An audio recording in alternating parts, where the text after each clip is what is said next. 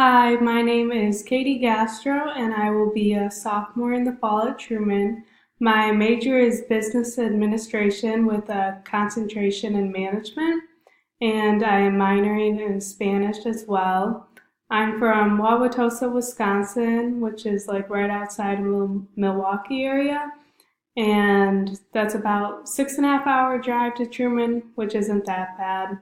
And then my most embarrassing speech story is in my high school Spanish class. We were doing a group presentation, and I was the last person in our group to present our topic.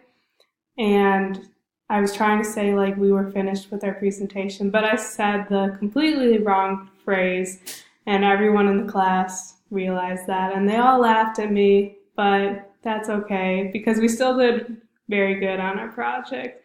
But yes, that was my most embarrassing speech story.